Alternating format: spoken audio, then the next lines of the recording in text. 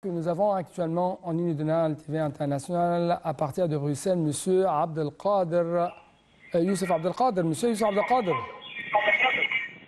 Oui, bonsoir, monsieur Oui, Annie. bonsoir, monsieur. Ravi de vous retrouver à travers la ligne de Nal TV International. Permettez-moi de vous poser cette question. Comment vous avez vu justement les activités présidentielles dans les trois pays, l'Inde, l'Azerbaïdjan et l'Arménie? Je vous pose cette question en tant qu'un observateur, un journaliste, mais aussi un observateur politique de ces activités très intenses déployées par Monsieur le Président. À quel point vous trouvez que, en fin de compte, la diplomatie présidentielle porte ses fruits, que ce soit sur le plan stratégique, économique ou quand même sur le plan de l'extension des relations touristiques et populaires entre les différentes nationalités, que ce soit indiennes, azaries ou arméniennes? En fait, je vois que l'Égypte vraiment elle a changé les stratégies. Maintenant, l'Égypte elle est vraiment elle est très active avec presque tout le monde maintenant, parce qu'avant c'était plus qui vient du sud vers le nord, mais maintenant il y a une nouvelle stratégie de l'Égypte qui vient du sud vers le sud. C'est-à-dire maintenant, après tous les expériences, bien sûr, pendant les derniers temps, qu'il y avait beaucoup de défis pour le monde entier. Maintenant, l'Égypte, ils savent très bien qu'on doit tous travailler ensemble, sud-sud, sud-nord. Ouais. Tout le monde doit vraiment trouver les chemins, comment on peut sortir avec toutes les crises mondiales, maintenant, soit économiques, soit sur le site de la guerre. Vraiment, l'Égypte, elle a montré comment elle est habillée, non alignée. Vraiment, c'est maintenant que l'Égypte est trop active dans les îles. Oui. Je viens de présenter les condoléances du président égyptien Abdel Fattah al-Sisi au peuple, au gouvernement de l'Azerbaïdjan à cause d'un attentat terroriste. Et comme vous savez, il y a toujours une tension entre les Azerbaïdjanais ou l'Azerbaïdjan et l'Arménie concernant la région de Nagorno-Karabakh. Monsieur le Président a donné, si je peux dire, une sorte de recommandation, une sorte de déclaration très importante, parce que j'ai entendu parler que je crois le côté arménien a dit qu'il profite de telle expérience politique du président égyptien Abdel Fattah al-Sisi. Selon Monsieur le Président, par exemple, le développement, ou selon la position égyptienne en général, le développement pour lutter contre le terrorisme, le dialogue et les moyens pacifiques pour traiter les problèmes, les crises, que ce soit au Proche-Orient, en Afrique, et c'est la même chose dans la région de Caucase. Donc, comment vous avez vu cette position égyptienne affirmée, et révélée, bien sûr, montrée, bien sûr, au monde entier pendant de telles visites dans deux pays avec lesquels l'Égypte entretient des relations tout à fait distinguées, amicales, frères, historiques, des relations quand même islamiques avec l'Azerbaïdjan. Comment vous trouvez ça et comment vous avez observé, si je peux dire, la réaction ou la position de ces deux pays envers l'Égypte? L'Égypte a beaucoup d'expérience contre le terrorisme et vraiment l'Égypte a beaucoup d'expérience aussi dans les confiances. L'Azhar, c'est très connu à Azerbaïdjan et vraiment là-bas, il y en a beaucoup d'étudiants qui viennent en Égypte et connaissent très bien cette relation entre l'Égypte et l'Azerbaïdjan. Alors, si on parle du Caucase en général, le Caucase, ils sont beaucoup de souffrir dans les temps du Osmanli et jusqu'à maintenant, l'Arménie, il souffre toujours à cause du Osmanli ou le temps qui vraiment il y a c'était catastrophique. Ouais. Et les dialogues, c'est M. Abdel Fattah el-Sisi qui commence maintenant de montrer comment on peut vivre ensemble, on peut vraiment être en dialogue. Tous les vous voyez, les radicalismes et tout ça, vraiment, surtout entre l'Azerbaïdjan et l'Arménie, il reste toujours les conflits là-bas. C'est à cause tout à fait on va dire, des problèmes entre deux pays à cause on va dire, des religions, un peu de ça, parce que ça reste toujours des temps de Osmani à Azerbaïdjan. Mais de toute façon, si l'Égypte maintenant, avec M. Abdel Fattah el-Sisi, il commence à donner l'expérience de l'Égypte dans comment on peut vivre ensemble, je crois, au Caucase, il va être vraiment trop changé, surtout l'Égypte, comme elle est trop active en Afrique, maintenant l'Égypte montre qu'elle est aussi trop active au Caucase. Alors vraiment l'Égypte, il cherche toujours les solutions pour vivre ensemble dans un monde pour nous tous. Oui. Comment l'Égypte peut exploiter de telles bonnes relations tout à fait distinguées, historiques, ainsi de suite, avec ces deux pays et quand même avec l'Inde, pour stabiliser un peu plus le Proche-Orient? Parce que, notamment en Arménie, on a parlé de la question syrienne, on a parlé de la question libyenne, je crois, également. Donc, actuellement, on trouve qu'il y a une sorte de violence de la part des occupants israéliens contre les Palestiniens. Et toujours, ces deux pays prennent le côté de la légitimité internationale, le côté du droit international, en reconnaissant les droits des Palestiniens face aux occupants israéliens. Tout à fait. L'Azerbaïdjan et l'Arménie sont actifs aussi dans l'UN et c'est pour ça et on a gagné deux voix qui sont vraiment d'accord avec toutes les stratégies de l'Égypte et de profiter de vivre ensemble aussi et de montrer comment vraiment il faut arrêter tout qu'est-ce que maintenant qui se passe et aussi il faut trouver vraiment une solution pour le Moyen-Orient, pour le Moyen-Oriental et surtout là-bas au Palestine et voilà. Oui. Bien sûr, la tournée du président, la tournée extérieure du président égyptien Abdel Fattah el-Sisi a jeté la lumière sur l'importance de développer les relations économiques avec les pays qu'a visité M. le Président ces derniers jours. Donc, dans plusieurs rencontres, plusieurs reprises avec les hommes d'affaires de ces pays, que ce soit l'Inde, l'Azerbaïdjan ou l'Arménie, M. le Président a invité les investisseurs pour venir en Égypte et quand même, il a promis que tout obstacle devant les investissements étrangers seront éliminés. Votre commentaire, monsieur? L'Égypte a montré clairement comment elle est un marché ouvert pour tout le monde. L'Égypte est bien située, elle est au centre du monde, elle est entre l'Asie et l'Afrique et l'Europe.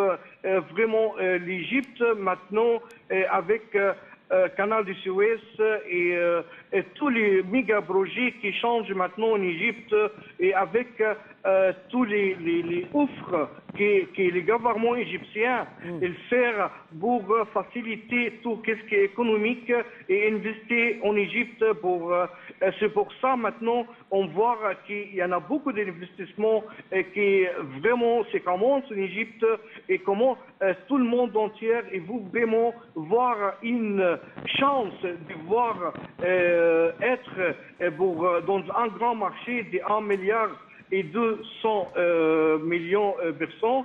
Et vraiment, en Asie, pour travailler, pour ouvrir un marché en Afrique et en Europe aussi, ils ont tellement besoin d'une place comme l'Égypte et faire maintenant pour changer tout ce qui est économique pour le monde entier, soit pour l'énergie, soit pour transférer tous les marchandises qui viennent par tous les trois billets en Égypte, ils peuvent transférer direct en Afrique, et ça ça facilite beaucoup de transferts des marchandises, etc.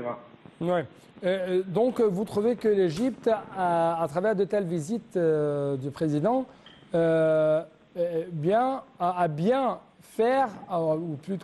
fait des promotions économiques, commerciales aux yeux des autres hommes d'affaires, que ce soit indiens, azerbaïdjanais ou quand même arméniens?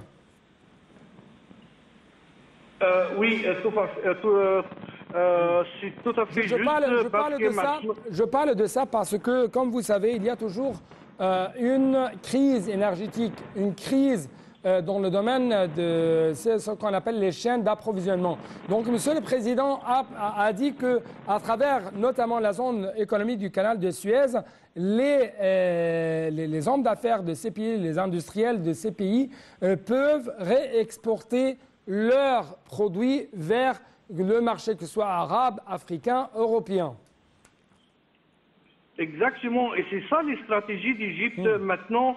L'Égypte, c'est ça, le centre de l'économie du monde. L'Égypte a une bonne relation avec le Nord, l'Égypte a une bonne relation avec le Sud, l'Égypte est bien située. Si on parle du commerce, alors tous les logistiques, il faut voir vraiment les facilités. Et c'est ça que le gouvernement égyptien, et qu'est-ce que M. Abdel Fattah a promis plusieurs fois dans tous les pays, il y a beaucoup de facilités pour les investisseurs, et il y a vraiment, on peut travailler ensemble, et ça montre comment l'Égypte a vraiment ouvert pour tout le monde entier. Oui. Monsieur, veuillez de rester avec moi parce que j'ai une autre question concernant le côté économique, mais justement, j'ai un reportage actuellement de Dalia Karam qu'on va bien sûr vous proposer concernant les activités présidentielles en Inde. Le président Abdel Fattah el-Sisi s'est rendu la semaine dernière en Inde pour participer du 24 au 26 janvier aux célébrations du 74e jour de la République. La visite coïncide avec le 75e anniversaire des relations diplomatiques entre le Caire et New Delhi.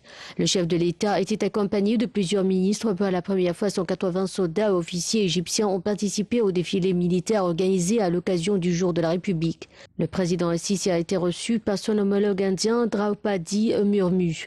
Il a eu également des entretiens avec le Premier ministre indien sur les relations bilatérales et les dossiers régionaux d'intérêt commun. Une importante rencontre avec la communauté d'affaires indienne était également sur l'agenda de la visite. L'Égypte est l'un des principaux partenaires commerciaux de l'Inde en Afrique et le troisième marché d'exportation pour le pays selon les données de 2021. Et l'Inde est le 6e partenaire commercial de l'Égypte. Le volume des échanges commerciaux entre les deux pays s'est élevé en 2021-2022 à 7,26 milliards de dollars, selon un récent rapport du ministère égyptien du Commerce et de l'Industrie.